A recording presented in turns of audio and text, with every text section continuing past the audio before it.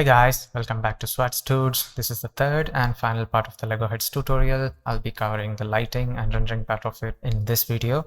That will include the initial process of lighting, render settings including the sampling and Raydepth, etc., and rendering the final image. In the last two parts, we have covered the scene setup using mesh dynamics and then the look dev and texturing, which used the switch shader in Arnold with 20 textures added in a single shader, along with the color jitter node to assign random textures onto each of these Lego heads. So if you guys haven't seen it yet and are interested in watching it, I have put the links in the description. Please do watch it. And for those of you who have come only for the lighting part, please continue.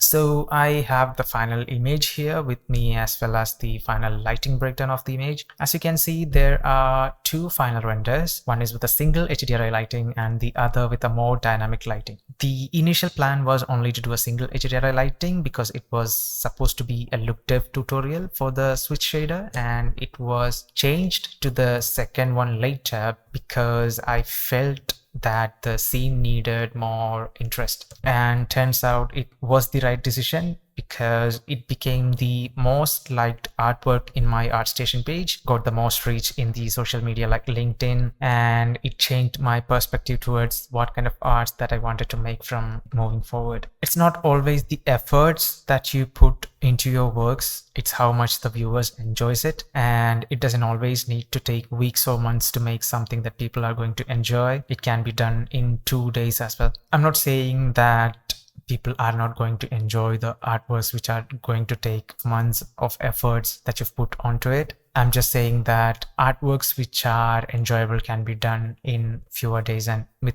fewer efforts as well. You just have to think more simply, and even more simple artworks just like this one can make an impression on your viewers. So that's all I wanted to say here. I guess most artists may already know about what I'm talking about, but repeating this for the younger ones who are still maybe wondering if the smaller artworks they make are going to make a mark in the world, I guess it will do. And I want everyone to keep going on doing things that you love and until you find it out. Now let's see the lighting breakdown here. As you can see, we have used total 5 lights here. This was our key light, which goes from screen left to right in a diagonal angle, and the another light would be the environment light, which gives the overall fill, and I have kept it more of a bluish green tint, and I have added another fill light from screen right to break or give more interest onto the overall lighting. And I have also added a top fill, and you may not see the final effect of those environment fill and all the lights in the final render. I'll explain it when we actually replicate this in the Maya scene. And finally, a last light will be a kicker light, which is from the top screen left, which gives these nice speculars, which also gives some interest on the Legos which are all in the shadows on the screen left top side. And further, if I want to explain it more, I most of the time says that we always go with a reference for lighting, and in this case there was not a particular reference that I've took. I was going forward with trying different angles and different colors with this one, and the only thing that I wanted particularly for this lighting was this diagonal light, which only in a particular area of the frame, and I have used a Gobo to further break this light with some shadow areas. If you can see, it's not a single light which goes all the way in. It has some breakups. You can see here some of the Legos faces are in the shadows. These things are in the shadows. You can see these smaller parts, these lines. These are all the effect of a texture which I have added using a Gobo in the light. So we'll be seeing how you can add and break the lighting even further to create more interest and breakups on the light using Gobo in this tutorial. And back again to the reference. So the only reference which I was looking for is to get this kind of lighting with the gobos, and to be honest, I didn't find the exact reference that I would find it pleasing and would like to replicate into my artwork. I couldn't find anything like that, so that I had to experiment with the lighting more and more to see how much interesting that I can make it. So the only point in my mind that I got fixed for the lighting was that I want this kind of lighting. When we are covering a top and bottom corners of the frame, it's kind of like a closed lighting, because you can think about a story when you see this kind of lighting. So if you go into the final lighting, it's not that obvious, but still you can feel that there is some objects which are out of the frame, which are covering these two areas, and it may be the Lego heads are contained inside a box and the box door is half open or something, so that some of the light is spilling through the hole and hitting the middle Legos. And from another area there is some rim lights which is hitting, and there are some red lights also hitting from the screen left. So this gives more storytelling elements onto the frame, and all these are giving more interest onto the frame. Comparatively, if you look at this frame, it's obviously more boring because everything is visible here, every texture is visible here, there is barely no shadows on it, and you don't know where to specifically look. Your eyes will go everywhere comparing to the second my final render, because here I have also used the depth of field, which you can see. So here only this part is mainly in focus, and if you say more clearly, these three elements are mostly looking kind of towards the viewer, and it will grab attention faster because these are all already in focus as well. So basically you have more dimension and shaping on the Lego heads compared to the first lighting, and then you have interest, you have a focus point on the image where to look to. And given all of these interesting things are the key elements which grabs the attention of the viewers and make them look at it for more time and enjoy it further. Because if you compare it to the previous image, you have a lot of things going on in this image in terms of lighting, in terms of colors, and in terms of the textures. But in the other image, if you see, we don't feel that in here. So that's the interest lighting makes in a render. So let's now see how you can replicate the same lighting onto our current scene. So we are back at our Maya file where we have left in the second chapter. We have our final shader and our scene setup. So before going into lighting, let's see the basic render settings that I'm going to keep as a starting point, and then we will start from there to create each of the lights and try to match with our reference, which is whatever that I have rendered as final. So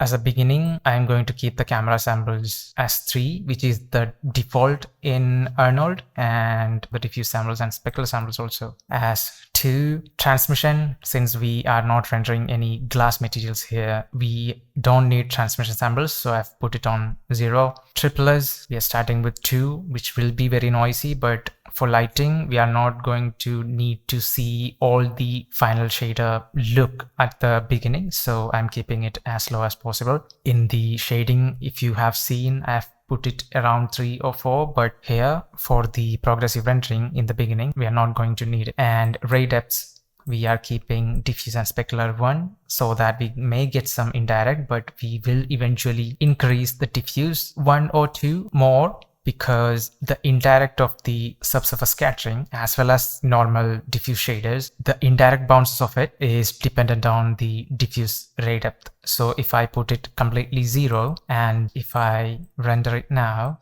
you will get tripless direct illumination, but you won't get any indirect. Similar thing, you will get diffuse information on the direct, but there will be no indirect. But as soon as I add 1 depth, you will get some information on the diffuse indirect, not much, but still we are getting something. That is because the thing which you are seeing here is actually the ground part. We have kept the Lego shaders completely as subsurface scatter. You can see that in, let's see, yeah, in here. subsurface scattering weight is completely 1. That's why our Lego head shader doesn't have any diffuse. And the triple direct has now information, and also the indirect has information because we have put some diffuse Raydepth. So keep that in mind. We'll talk more about Raydepth after we have put some basic lights there at the time of the final rendering. And now if we come to the AOVs, I have kept some of the utility AOVs, which we can use it in comp for, let's say, Z is used to create defocus in nuke, and denoise albedo is purely the texture which we have added onto the whatever objects we have in the scene. Diffuse direct and indirect are direct illumination and indirect illumination of the diffuse component of the shaders, similar to as the specular direct and indirect. Also triple albedo if we have any subsurface scattering textures added onto any shaders, which we have here, only the Lego heads. And similar to diffuse direct and indirect, this is direct illumination and indirect illumination of the subsurface. So I have kept direct and indirect AOVs separate so that I can get a judgment on how much direct illumination from light hitting the object that object is getting, and also how much of light is getting from the light which is getting bounced back from objects to objects. So this is what that is, and together it's gonna give us more pleasant illuminated light setup here. So this is our basic render settings with which we are going to start here, and then slowly we are going to add more and more lights. But before that, one thing that I did in my final lighting scene was that I didn't use the current HDRI, because you can see the current HDRI has a specular hit which is coming on top of most of the Lego heads, which is quite big. So even if I decrease the exposure quite a bit, it's going to be still bright, and you probably will notice the specular hit there. So I would prefer that I do use more simpler HDRI, which can be used as just to fill the shadow areas. That's the whole purpose of the HDRI in this particular scene, because I'm not using it as a directional light or a key light. It's just there to fill the shadow parts of the image. So for that, I'm going to go to the texture file node, and I'm going to change it to, maybe I'll use the artist workshop, which is what I have used in my final render. So let's add this and see how the render is coming now. So you can see by default, it gives me a bit of directionality already from the default position. So since it has a directionality, I would prefer that I keep this one to any of the sides and reduce its intensity quite a lot. So if I don't want this kind of specular hits here, what I can do is I can add an AI color correct onto the HDRI. Let me load the HDRI and texture here, and I'm going to add an AI color correct in between the HDRI and the downlight. So connecting the HDRI into the color correct input and connecting the color correct into the lights color. And I'm going to increase the gamma value a bit so that the light information can be quite blurry. So let's see if that is working. Yes, let me just screenshot this here, and I'm going to put the gamma value back to 1, and you can see the difference. That was a quite sharp angle for a specular there, and it's quite down right now.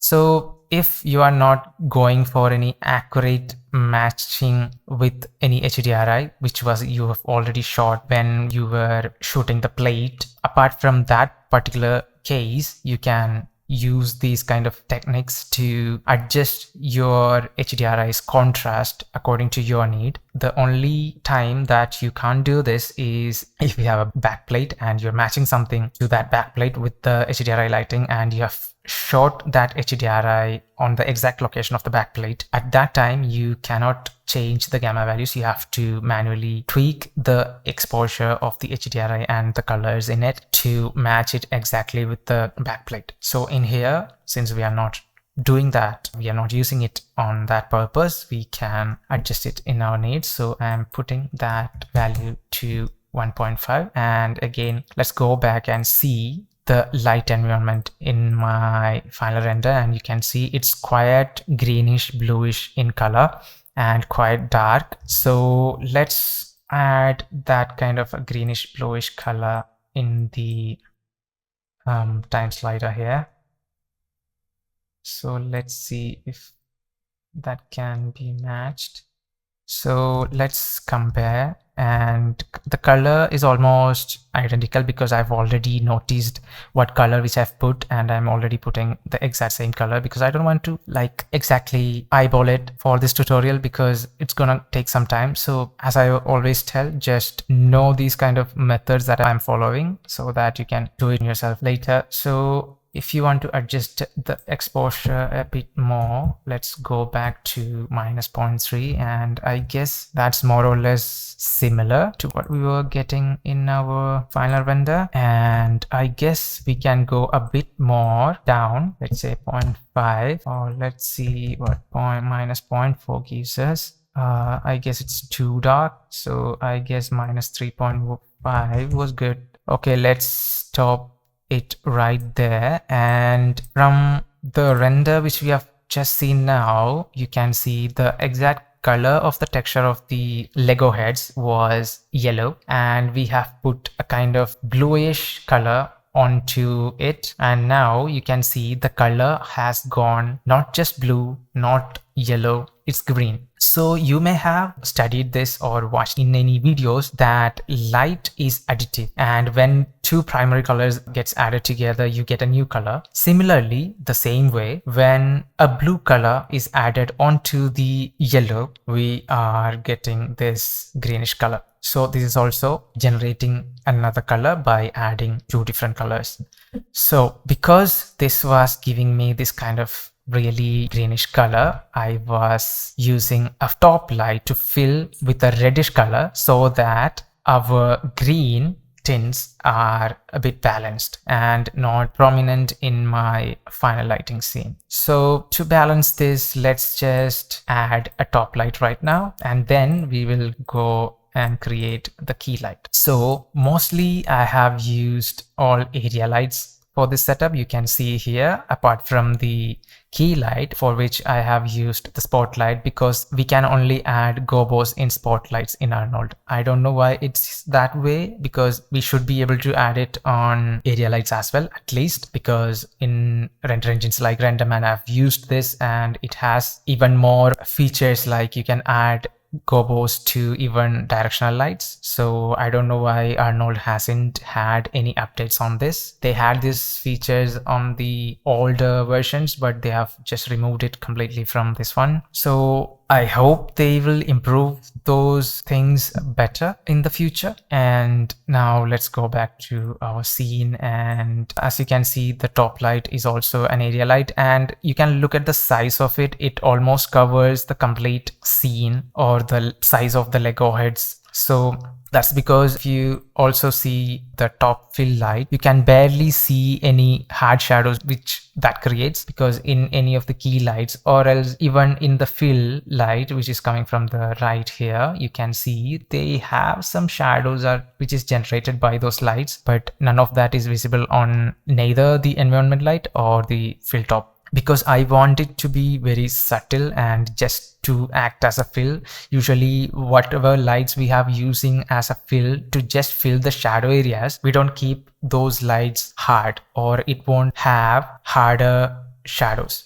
It will be creating softer shadows so that it doesn't make its presence clear there. It just have to be very subtle and just needs to be there to make the shadows a bit brighter so that it doesn't go too much black, because that is really uninteresting. See here, I have put those intentionally dark so that we get more contrast on the center of the frame. So since the key lights are filling the darks more, we need more lights to be filled on those parts so that we still read the elements there, but it's not in focus compared to the things on the center. So this is how you make the viewers focus on things where you want the viewers' eyes to go. So back to Maya, I'm going to create an area light by going to Arnold menu, lights, area light. I'm going to keep it a bit higher,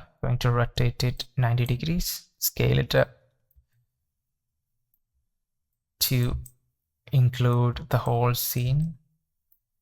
So it totally depends on you how much scale you want to keep. So the one thing you have to keep in mind that if you scale it a lot and then you keep it more higher, it's still gonna act as a hard light. That means it's gonna have harder shadows if we keep it more far away from the subjects. So if you want more softer lights, keep the light size bigger and also keep it a bit closer, and not too much closer if there is any animation, because if the characters are moving here and there, then the lighting may vary if we keep the lights more closer. So find a sweet spot which is not far and not too near, and that's where you will have better lighting. And now let's increase the exposure and see if we are getting any change. Yes, we are getting some changes right now, and it's right there around 9 and 10.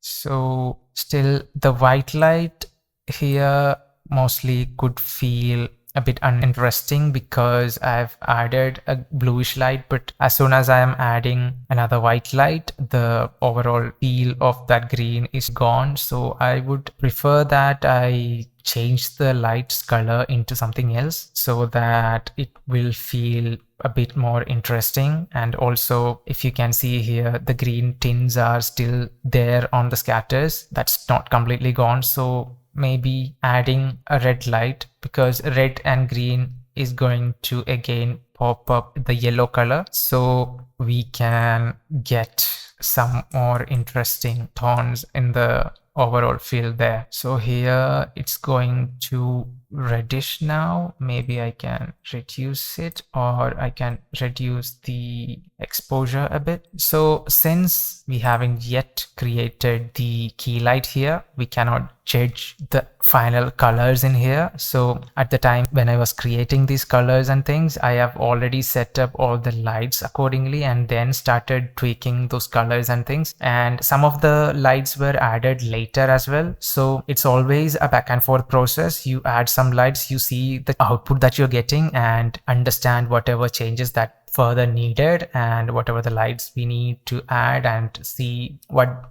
better contrast, or is it getting better or not, and you make decisions accordingly. So I'm just stopping the top light here and I'm going to move on to our key light, which will be the most interesting part of this tutorial, I hope, because we are going to learn how to add gobos and tweak those things to create some more interest in the light. So let's create a spotlight. So the spotlight is not available in the Arnold light, it's a default Maya light. So to create a spotlight, you have to come to the create menu, lights, and then the spotlight. And let's see where our camera is. So the camera is from here. So the light which I've put was from the left bottom side of the frame.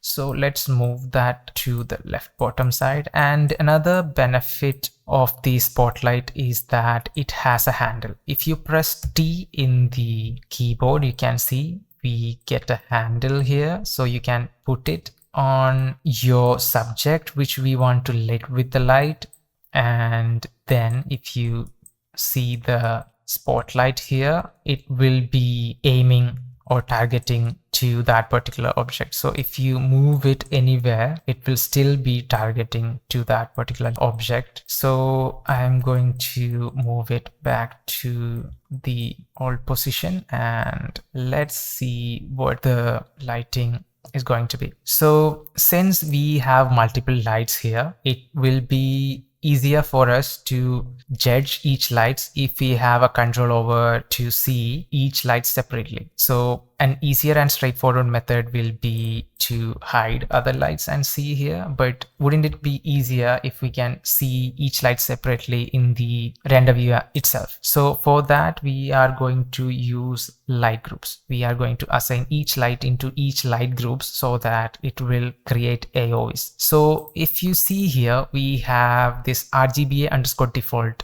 AOV which got created right now. So I have added this RGBA AOV here, and if we come to the setup, you can see it's creating light groups with whatever is present here. And if you can turn off the all light groups, you can see there is already one light group list which is known as default. So where does this coming from? So if you go to any light and scroll down and see AOV light group, the name here is as default. So if I change it back to, let's say, ENV, and if I come down here and see, let's just update the full scene and see.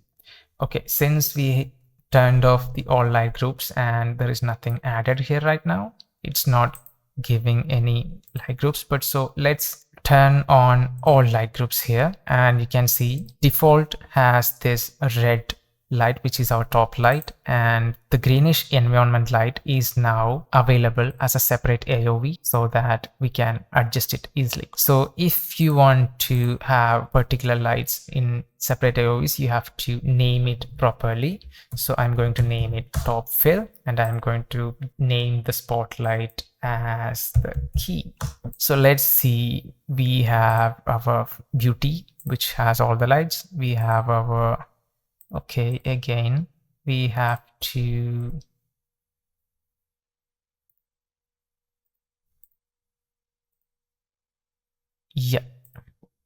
I guess my Arnold render view is taking its own time to update. So we have our environment, we have our top fill, and we have our key. Since we haven't adjusted its exposure yet, we got nothing here. So let's do that now. I'm going to add exposure, let's just say 10, and see what results are we getting here. So let's just move it a bit higher again and increase the exposure, let's just say 12, and we are getting some lights there. So the more it goes up, the more it will cover all the Lego heads. So here you can see it's currently creating really harder shadows. So if I see here, see this is creating a really sharper shadows here. So just like how scaling the area light gives you softer shadows, you can scale any light in Maya, but not by just scaling the scale X and YZ. That is not how most of the lights in Maya works. It's just the area light which changes its shadow property with scaling, and other lights have its own properties for that. So for spotlight, if you see, we have an option called radius. So it is considered as a point light, which will be a sphere, and the radius is the radius of that sphere. A sphere's size is defined by its radius. It is the distance from the center of the sphere to any surface of the sphere. So let's say we have a radius. If we increase the radius, that is increasing the distance from the center to the surface of the sphere, which is basically scaling the sphere. So it is scaling up the light. So we will scale the light, and with the size increasing in the light, it will soften the shadows. You can see here how much the shadows has softened with the radius being kept at 4. But we don't want to go too much blurry with the shadows. We need to keep a bit of interest, just like what we have here. Here it's a good balance between shadows and lights. But most of the shadows which you have seen on top of the objects is not from the light shadows itself, it's also gobos. So what we have to do is we have to keep the position a bit more up so that most of the objects are in light. And now what you can do is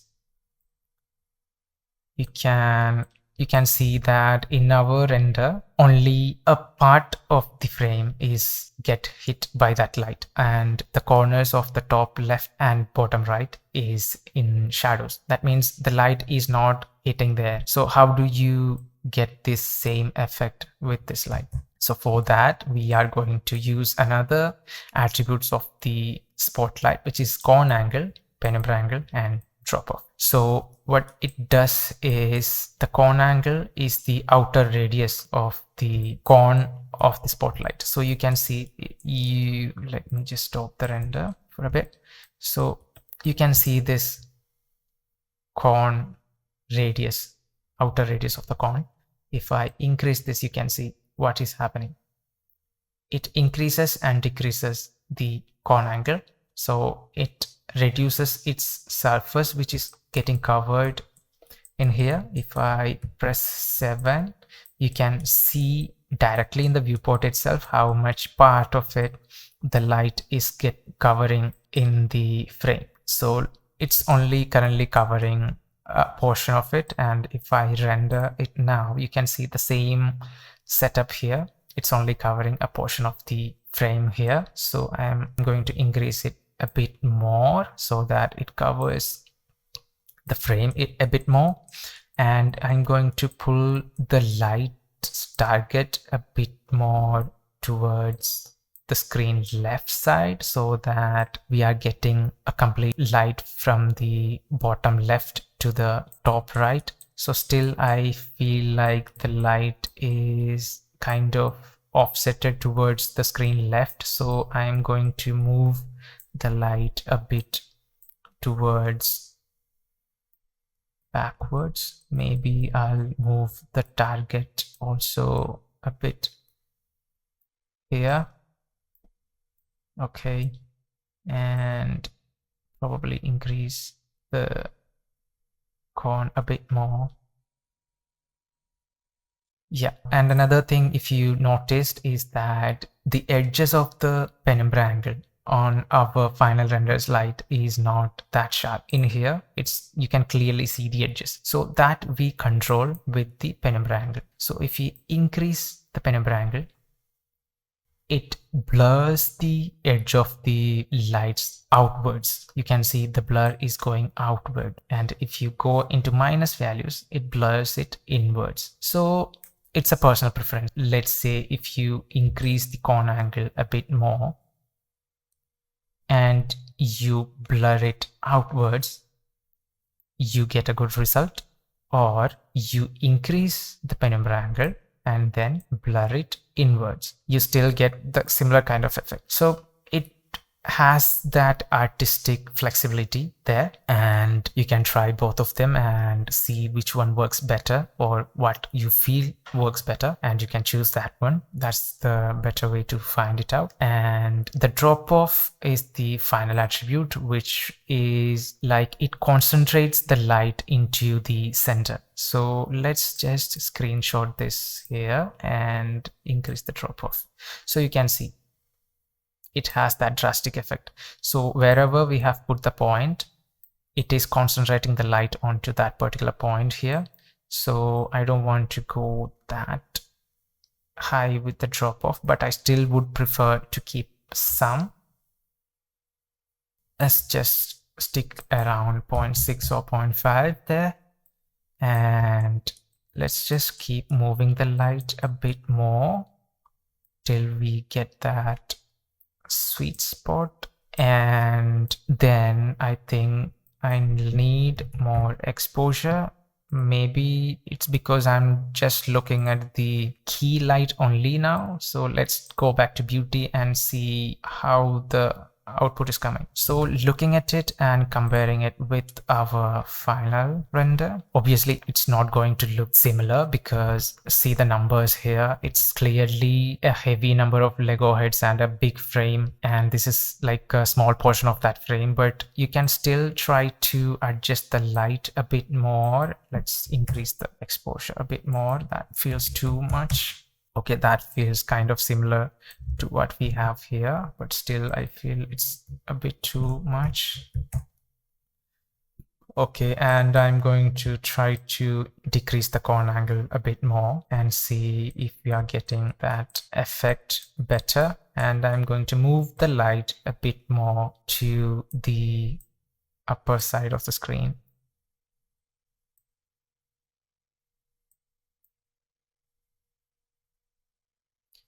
Okay. And now I would like to keep it a bit more closer.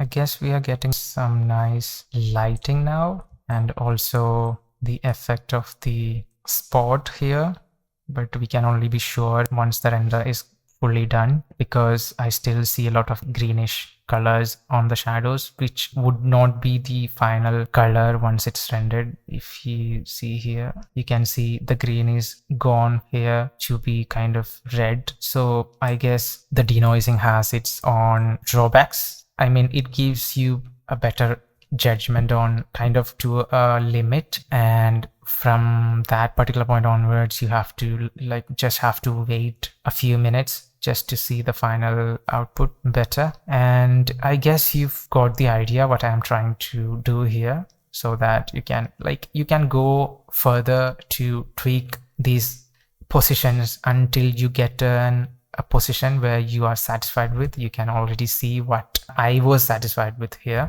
and seeing it here more, you can see that this one has more of a cone shape. It's not like a oval shape here. There is less light here, creating it as a corner, and the cone's radius is increased when it goes towards the top screen, right? So if you want to create that effect, let me just go back to lighting so that my renders will be a bit faster. So debug lighting is always a good choice if you want to do things a bit faster. So you can see the effect that I'm trying to create here, the one I was telling you about just now.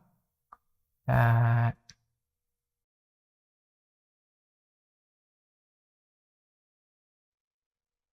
only problem I feel here is that the Lego heads in the back are mostly going in shadows. That's not what I want. I would like to have it almost all in the lights, and also I would love to try to get some of the Lego heads shadow areas to be a bit more blurry. So let's increase the sharpness, or sorry, decrease the sharpness a bit more, and see what that gives us. Let's go back to shading and see if that's good. So the more you increase the radius, what happens is going to be that when we add any gobos inside, if that gobos is already blurry, it will be again more blurry. So if you are insisting on, or you have to keep the radius higher, then you will have to keep the gobo textures more sharper, so that it kind of gives you similar kind of results. So I'm going to show you that in a minute. So let's not keep the kind of higher values here. Let's just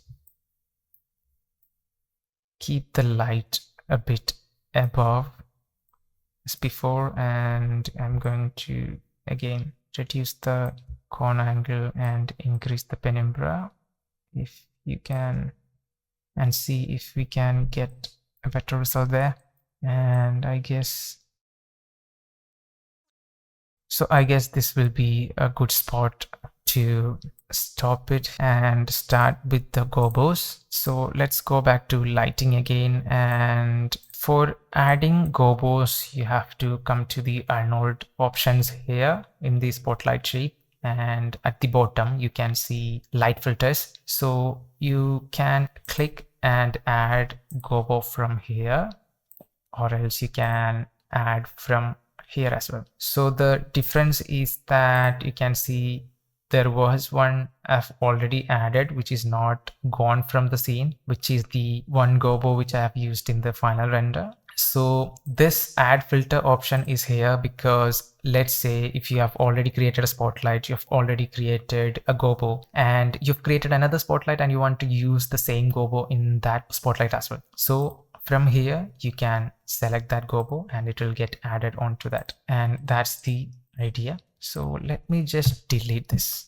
We don't need any older gobos here. We'll create one fresh. So we have added a gobo. Let's double click it and it will go to its options. So in Gobo's attributes, the filter mode is blend. You can use this to blend with the light's color. So you can use to replace it completely with the Gobo's attribute, so that if the map we are giving is a black and white map and there is a complete areas which are completely black, there won't be any light information there. It will go completely black because we are overwriting or replacing the entire light color with the slide map we are going to use, and it is completely black. And the density is how much denser the map is going to affect the light color. And we can use the offset U and V. Since it's a 2D texture, you can move it in the UV space, so you can use that to offset the texture in and out. So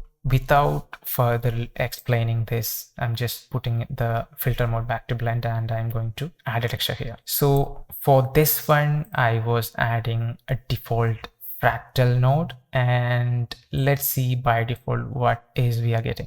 So by default, you can see if I am replacing it completely, you can see the light is completely gone from there. And so I'm going to put it in a blend mode, and I'm going to go to the slide map and I'm going to scale the fractal node a bit so that it's not that much small noisy in the output.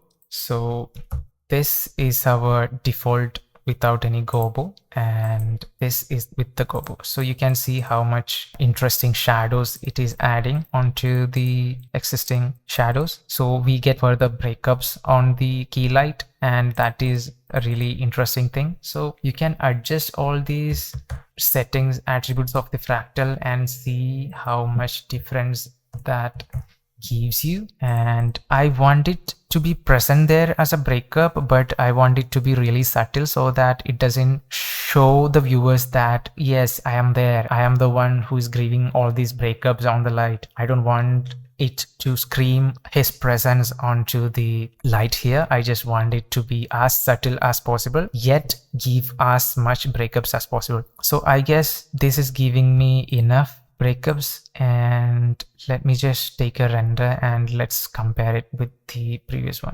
So increasing density is increasing the depth of the overall gobo. So you can see increasing it from 0, how much effect has it on the intensity of our key. It's completely gone. So I'm trying not to change any of these settings. So you can see that we are getting a much better result as it is in the default blend filter mode and the zero density. We are just adding a map and it's giving this beautiful result. And now let's just save this and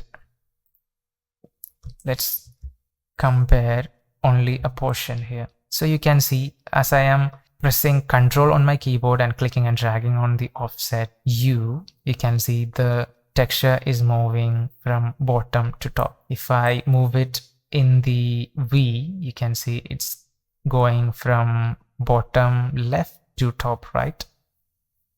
So because we have kept the light diagonally, it's taking that texture shape that way. And let's see if we are getting a better shaping on it, the breakups here. And since we are blindly adjusting it looking at the gray, we have to come back to our final render, the shading render, and see how much breakups it's giving us. And I'm hoping that it gives us better breakups here. So yeah, you can see how much it gives that breakups. So in order to completely see it with and without, I guess we'll have to see one render with and one without. Let's just wait and render two versions, with and without, and I would like to first render one without. So we have our two renders here. One is without any gobos and the other one is with the gobo. You can see the difference clearly, that when the gobos are added onto the light, it adds more shadow areas onto the light. It breaks the textures more. I meant the light textures, not the actual shader textures. Now it is not an intentionally put light onto the frame. It is some light which is blocked by some objects in front of it, and some of the lights are spilling through the gaps and it lights these elements and it's visible to us. So that creates a story point, like where are they actually staying and what kind of situation they are in. Are they inside a box? Are they in a dark room or somewhere they are left alone in somewhere in the corner of any older rooms or something? So these kind of thoughts will go into persons viewing that image. So these are the points which makes the image interesting and it makes us think more about the story. So even if nobody is thinking about these stories, they'll just look at it and let's say, yeah, wow, this is interesting, but they won't know exactly what that interesting point is. But these are all the things which is actually happening in their mind. They feel that something is interesting in it. This is that thing, because when we are not showing everything in a single brightness in a frame, there is different points in frames which we create that the eyes will go into. So that makes us stay on that frame more, and that's when they realize they like that picture, because it made them stare at it a bit more than usual. So these are some techniques that I'm telling you that could make a symbol renders more interesting. And I'm not telling that it's always a gobo or a texture that is going to make that frame interesting. You can make that frame interesting in terms of your layout, which is how the objects are positioned in a frame. In here, some of the Lego heads are inverted, some of them are flipped backwards, some of them are head towards the opposite side, some are straight looking towards the viewer's eyes. So that's an interesting focus point. And again, another thing is texture. Which of these faces are more interesting to you? So all those little elements one by one makes a frame more interesting, and it's with more practice and again trying things we'll get to know more and more. So I guess adding the gobo has darkened the lighting a bit, so I'll have to compensate it with some more light here. So let's just increase the exposure a bit again, and this time let's just render a portion of it and see if that is compensating for my... yeah, I guess it does. It's just that the shadow areas are a bit more wider in here. We can maybe, if we want to, adjust the scale also a bit so that it's more bigger. The areas are more bigger than before. So you can see that also changes the texture a bit, but still you can see that we have more brighter areas in the frame right now. And also we can try to get this little guy, since he's looking towards us, to have more focus on him. So let's just not bring any shadows into his face there, and so I'm going back again into the lighting and see if that's going to help. You can see when it is in the lighting mode, you can get better understanding of the lighting here, and that helps a lot. So we haven't finished with the lighting yet. We are still have to do the rim and the reddish fill light from the right. And also I'm seeing a lot of green here. Even in the final renders there is still green. That is mostly because in my final render the objects were more flattened because I have added more rows at the bottoms, so it was all on a single line mostly, but in here there is some variation in terms of its heights where the Legos are in space. So some of them are in the bottom side and some of them are in the top side. So that variation has given the effect that the top light is not enough in most of these areas. So I'm going to go into the top fill and I'm going to try to increase its area a bit more so that it might cover those areas and reduce the fill of the green there a bit. And also I can try increasing that fill a bit more. Maybe that will get rid of that greens. Yes, I guess it does. Also, if you feel that the green is still a bit, we can go and reduce the saturation of the green a bit so it's not that prominent in the scene. And these are all simple things to do so that we don't have to up the exposure of the top light again. And now let's create the light on the right, which is the pinkish color fill light. So again, I'm creating an area light for that. I'm rotating it to the left and moving it to the right side, scaling it up. So scale is also dependent on the level of shadows you want. And in here, you can see that that light as well has comparatively softer shadows, but it still has a bit of sharpness, but not as sharp as our key light. So I'm going to pick a pink kind of color.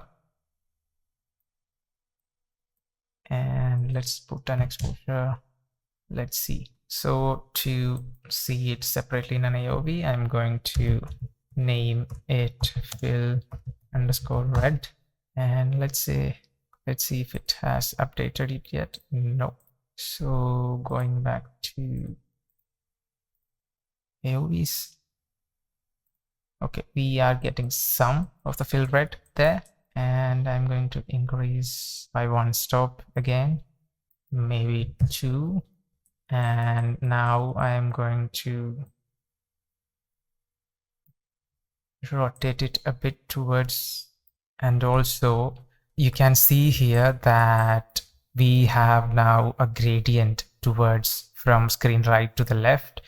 On the screen right, since it is near to the light, it's getting more brightness, and in the left side it's getting less bright. So what we can do for that is that you have to position the light in such a way that a distance from the point of light's origin to the left side of screen and the right side of screen has minimum difference in length. So for that I have to keep the light away from the Legos a bit so that distance are kind of similar. It doesn't have much difference in comparison, and I can then increase the exposure. So here, if you can see that it has that same level of gradation here, these Lego heads on the screen right are more brighter than the Lego heads in the screen left side. So I would like to keep that in here as well.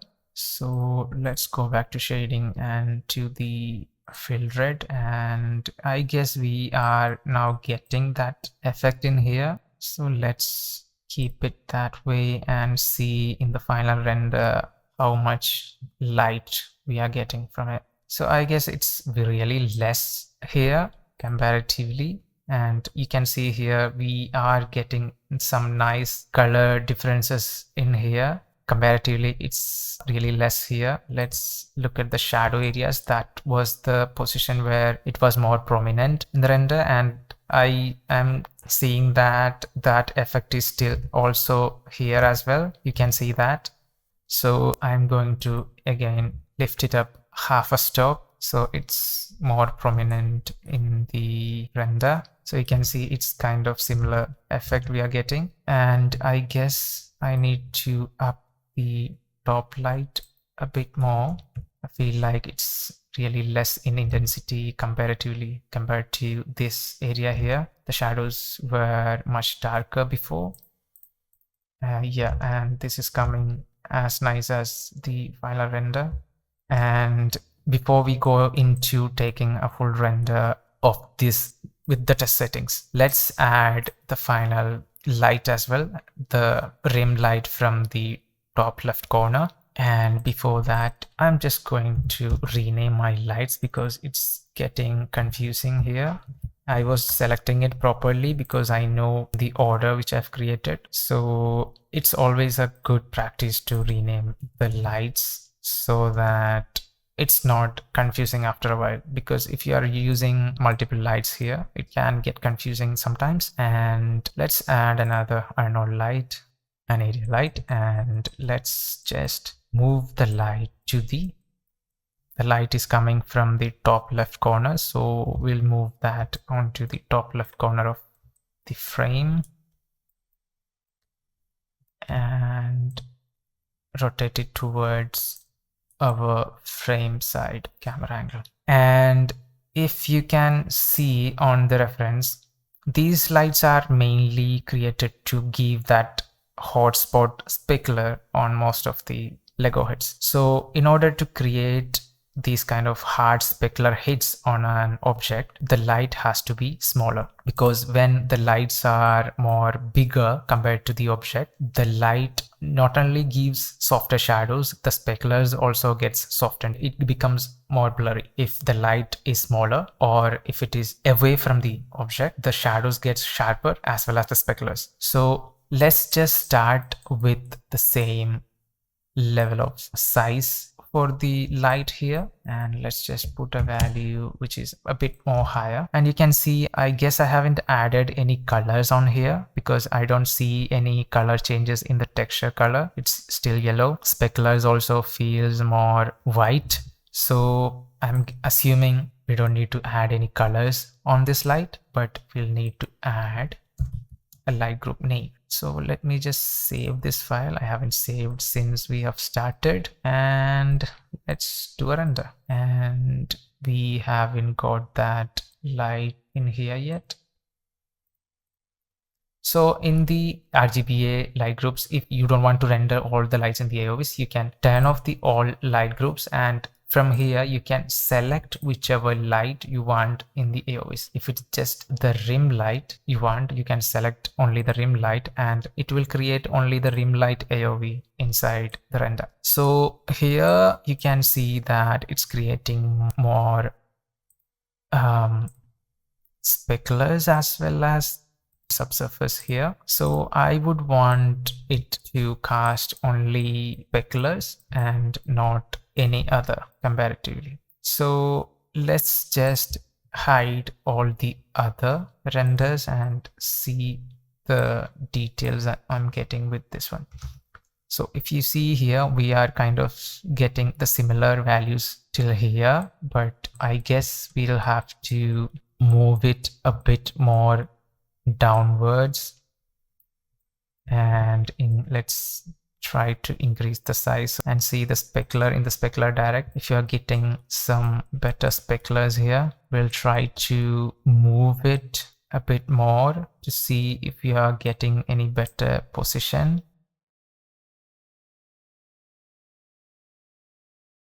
So it might be difficult to get only the speculars with this one.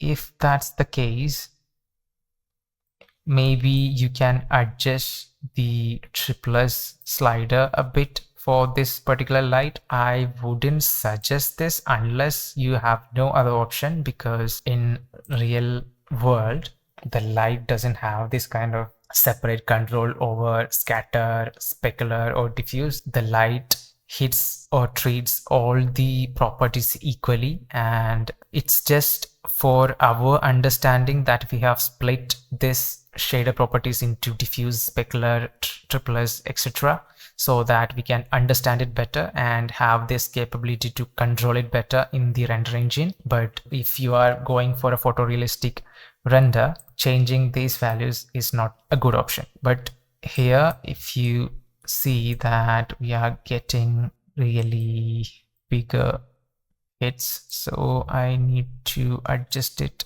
a bit more and see if we can reduce it a bit more.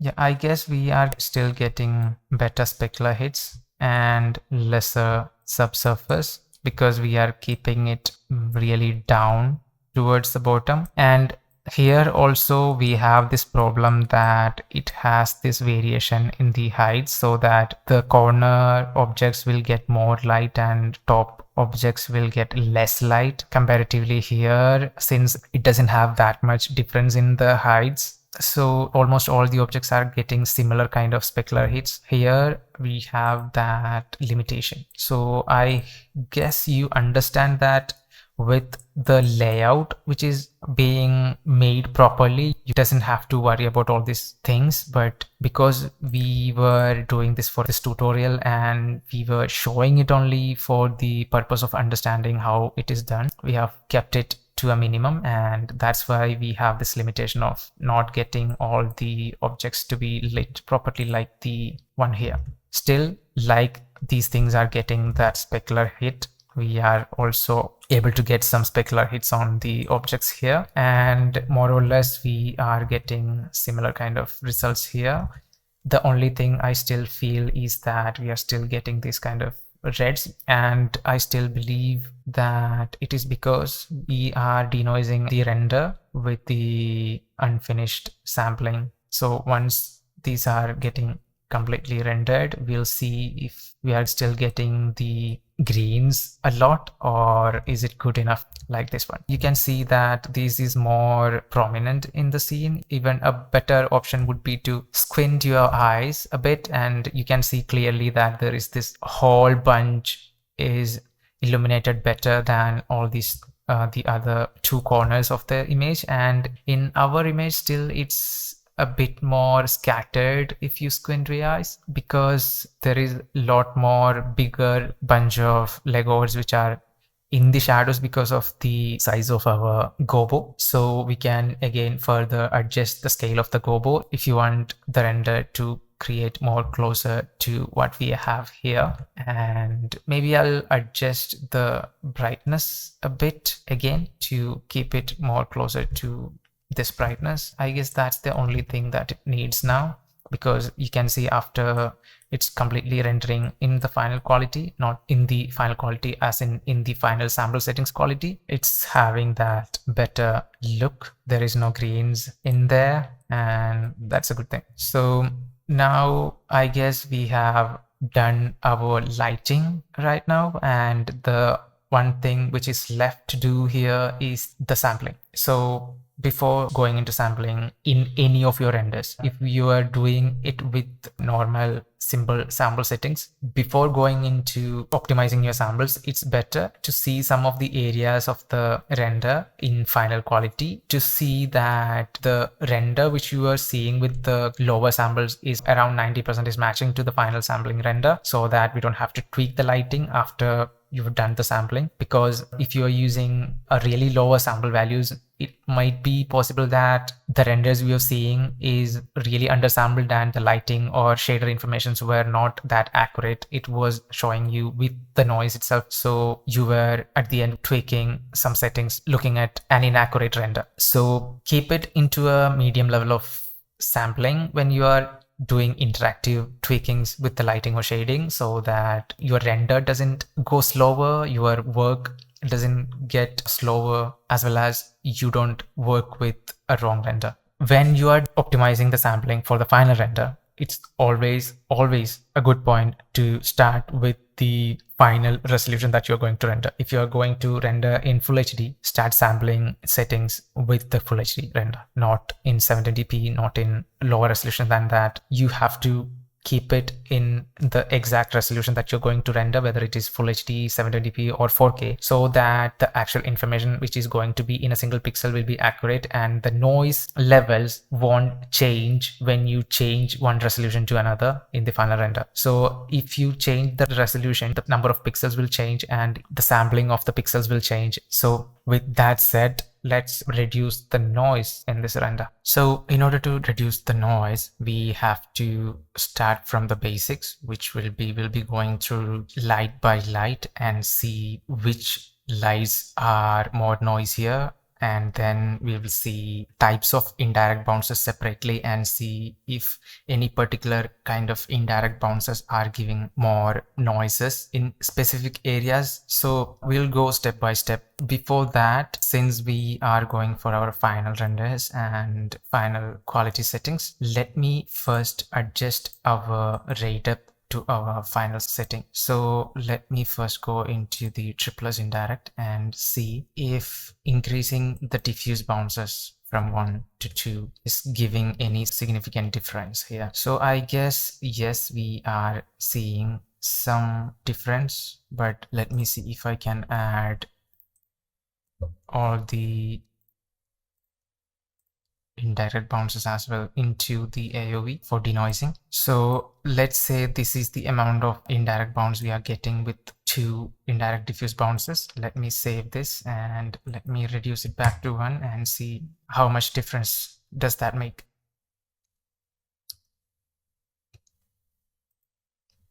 So I'll just compare only this area so that we'll get a faster iteration. So you can clearly see that a second bounce gives us much better bounces, and if you increase the diffuse and specular or whatever ray depths bounces which you need, increasing it will increase the physical accuracy of the render because we are adding more and more bounces. So what we are actually doing here is clamping the bounces so that we can control the render time in our hands, and this is mostly done by any person or any production studios, because in real world the rays never stop bounces until its energy has all gone because of these bounces. So each time a light ray bounces from one object to another, it will lose some of its energy because it needs to travel through that space. So it will stop bouncing once the energy is fully gone from the light rays. So what we are doing here is limiting the number of bounces so that we have a grasp in our render time. And it is also because after a particular number of bounces, the difference in render will not be much visible or will not make much difference from the previous number of bounces. So it doesn't make any sense to create all those increased number of bounces just to see almost zero difference in the render. So we have here a render with 2 bounces and 1 bounce. Let me just increase it to 3 and see if that's gonna give us a difference compared to the second bounce. Still, it is also giving us better bounces. In terms of the indirect bounces, it is again giving us better bounces. Let me compare it with the 1 bounce. You can see how much difference it makes in the triplus subsurface scatter. So that is a really good thing. So we can keep that here, and I'll also increase up to 4. We are never going to go beyond 3 because most of the times 3 bounces will be more than enough, and this is I have observed in the production, the movies that I've worked as well. But still there will be some situations where there is surfaces which has more scattering property and which has more transmissive properties such as glass kind of things. So those kind of things may need more indirect bounces depending on the scene, but most of the time you can get away with the 3 bounces. You can see here from 2 bounce to 3 bounce there is a visible difference here. You can clearly see that, but from 3 to 4 the difference is barely minimum. So I guess we can be good with a diffuse bounces of 3 in here, and I've rendered the final render of my scene with 2 bounces if I remember, but let's keep it 3 here. Let's see what we are getting with it, and let's go to specular indirect and see if keeping the specular indirect 1 from 1 to 2 will give us any better difference. So I will just save the screenshot and I'll increase it to 2.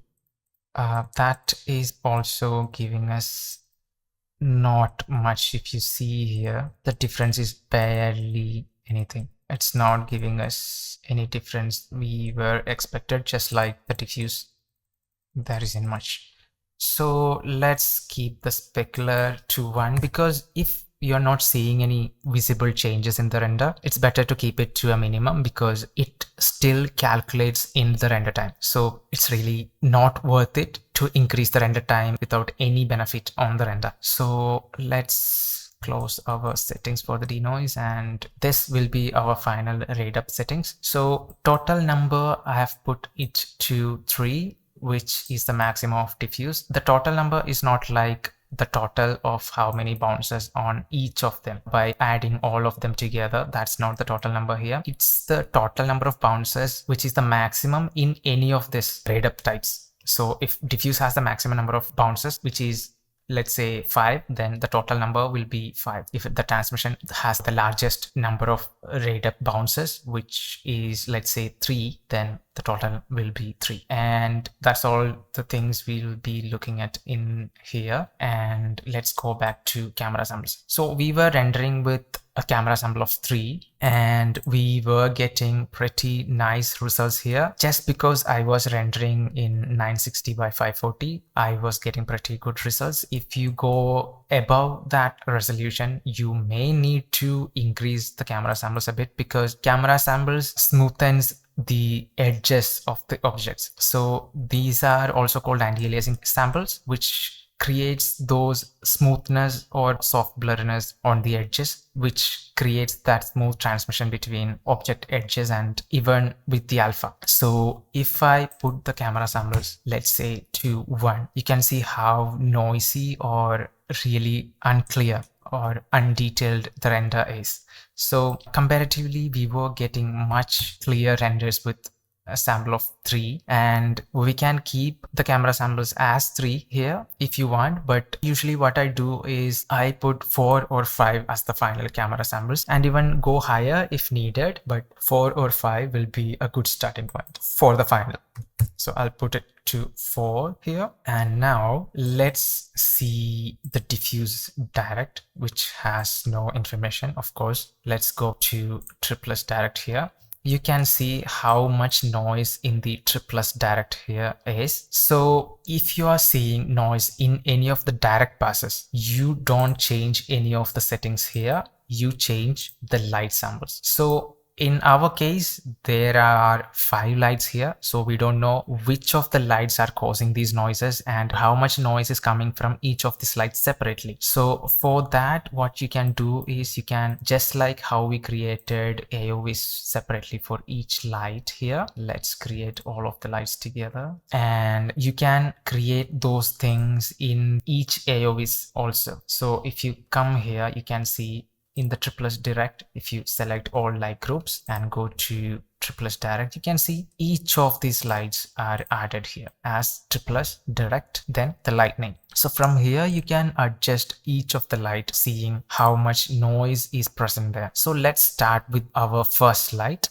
which is environment light. And if the fill light is really low in intensity, you don't need to sample it like upping the exposure, because if it is in the shadows and not really visible there, it's probably not going to be visible in the final render. Because if I go to the beauty, here you can see our other lights are already hitting these spots and illuminating it really well. So once an object is lit well with any lights, chances are those parts will be mostly noiseless. So when a light has really less intensity, it doesn't have enough samples to sample those areas. So when there is really low intensity in lights, the chances are the lights are going to be noisy. Plus, if you go into the environment light here, the samples is 1. So particularly for environment lights, 1 sample is never enough.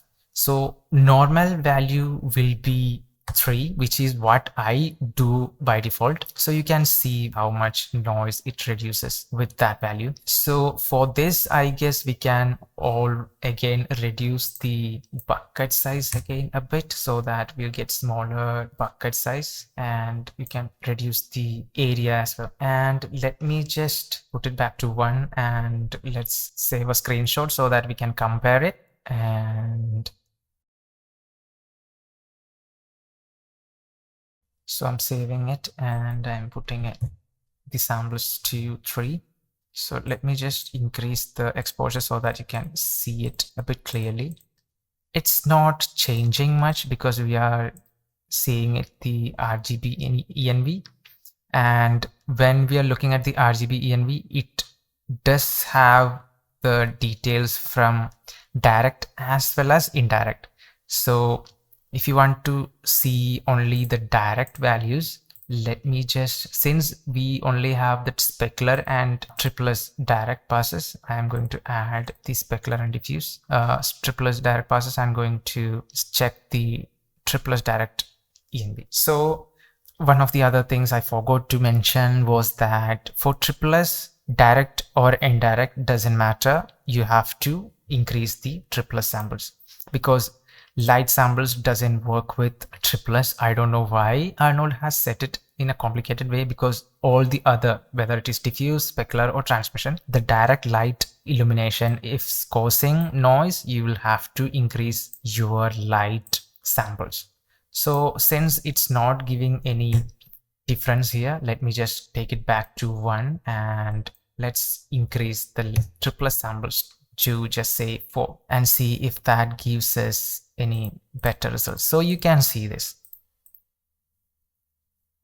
Putting it to 4 gives us much better results. So since we are seeing it in this darkness, there is not much fill around here, so I guess we wouldn't need to change the light samples to more than 1 because adding the triplus to 4 is giving better results already. Let us check the triplus direct now to see if there is any other lights which is causing noise here. So field red is causing noise, so I'm going to just grab a region there. I'm going to increase field red light samples and see. I'm just seeing if that's going to make any difference in the noise. Let's go for nothing much changes. So I guess we will have to increase the triplus again. So I'll maybe go for 5 samples now. So yeah, that seems to have a difference. Let's see other lights as well.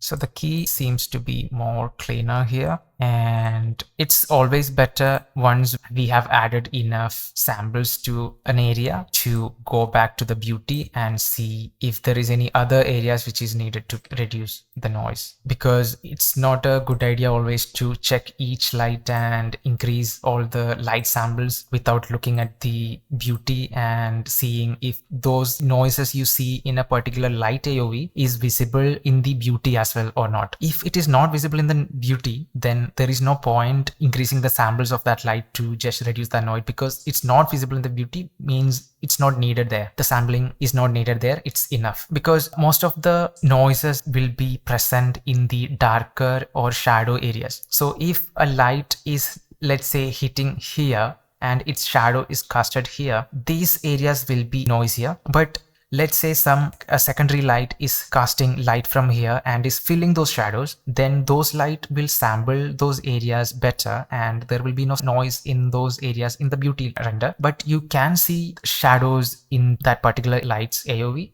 because for that particular AOV only that light information is visible, and for that light that particular area is not sampled. So I guess that makes sense. It's just that we don't want to unnecessarily oversample images where we don't need to. So I guess here the lighting is already working well and the noises are pretty less now. Let me just go to the specular indirect as well. Usually that pass also have really heavy noise. That's a usual thing. And let me see the final render and determine if that pass needs any specular indirect samples. Because we are already giving it a specular sample of 2, it's giving pretty good results, because if I go back to the beauty and see those jagged edges or kind of things, which seems like a noise, is barely visible here. But I guess the specular direct has some noise here, and I guess that's coming from specular direct rim light. So I guess this is the rim light. I forgot to name it. And yep, let's save this and let's increase the samples from 1 to 2 and see if there is any minute difference on this. I guess there isn't much, so maybe I'll leave it to 1. But before that, I need to check something in here. So there is this global light sampling in the render settings. That means if you are changing the lights sampling from here, it won't affect the render because we have enabled the global light sampling here. So let me just disable this, and now let's see if there is any difference there. So when we were changing the sampling and there wasn't much difference visible there, probably it's because we were using the global light sampling. Since we are not seeing any problems in any of the areas here, let me just see some other areas as well, and just to make sure that we don't need to add any light samples. So if in your render you don't want to tweak all the sample separately for your lights, you want all the lights to have single sampling number, you can enable this global light sampling and add a value here. But most of the cases, from my experience, you will need to tweak each light separately depending on its influence on the scene, how much bright it is on the scene, how much area it's casting the light into. So some of the lights may need more sampling because it has brighter areas, and more shadow areas has more noise, and some of it is very subtle, which is barely visible on the final render, so it doesn't have to. So on that cases, it's better to have individual sample numbers on each lights. So here we are not seeing much differences in the speculars as well, so we are going to keep all the light samples default, it's 1, and keeping the camera diffuse specular settings like this one. So now our final settings are done, and let's now wait for a clear render.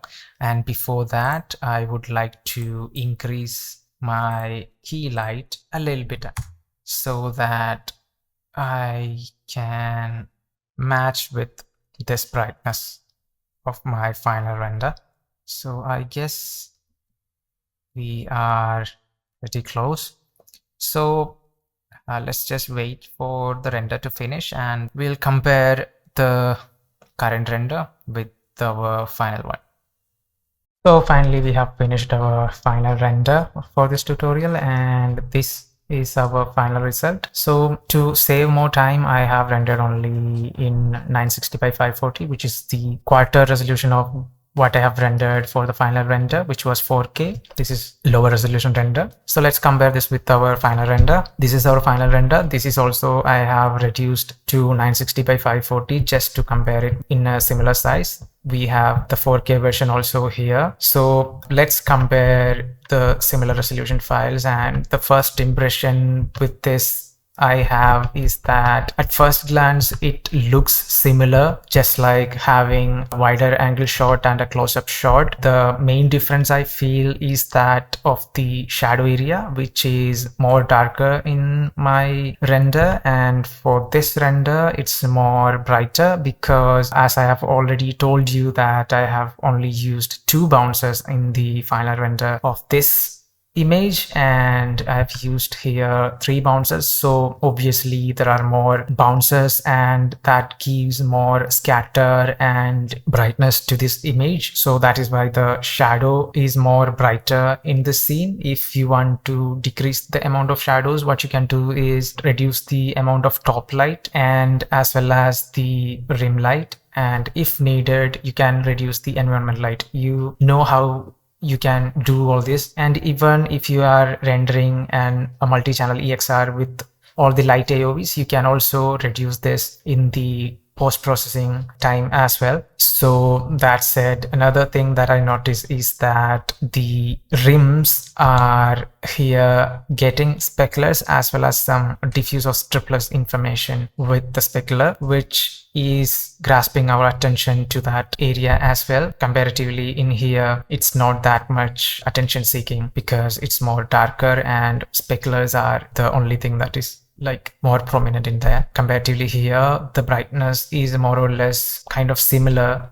to these areas. If you compare these corners, it's kind of have the similar brightness. So it kind of breaks the shadowiness or the path of light which gave us prominent or focus or our attention to the center of the image. Here it's comparatively a bit flatter, and in here, if you compare it, you can see that the extra light which you have put on the right side is clearly visible only on the sides of these parts, whereas in here it's barely visible. And these two things which I have explained before in the tutorial as well, because the scene setup which I have set for this file was with lesser number of Lego heads, and because of that the number of grids in the y-axis was around 2 or 3, which I felt was enough for this tutorial. And because of that there was like a slope from the center of the image to the corners, because the height of these center parts was more than the corner areas. So that is why even if we put a light as a side, not on top of the image, it will cast more light on the top of the Lego heads which are placed on the corner comparatively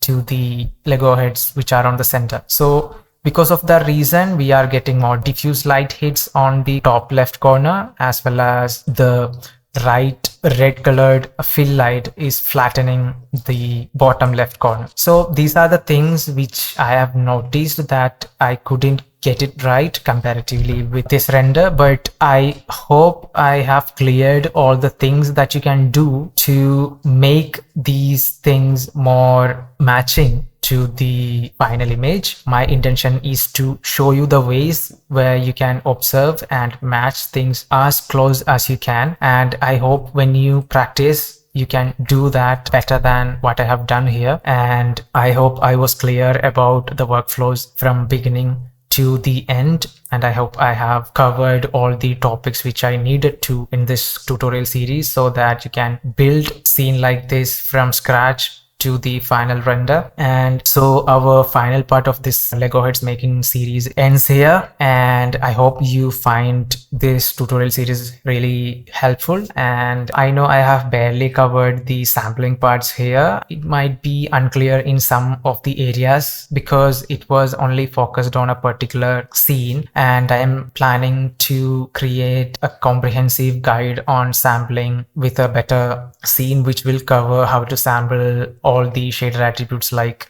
glass, triplets, specular, transmission, etc., and also the light, noises. So I hope you find this tutorial useful, and I hope you learn something from it. And if you think that the content I'm making is getting useful to you, please consider subscribe to my channel, and it would be helpful to grow my channel and inspire me to get more tutorials in front of you through this channel. And share with your friends who are also interested in lighting and look dev, and I'll see you with another exciting tutorial pretty soon. Till then, this is Swat signing off. Have a good day.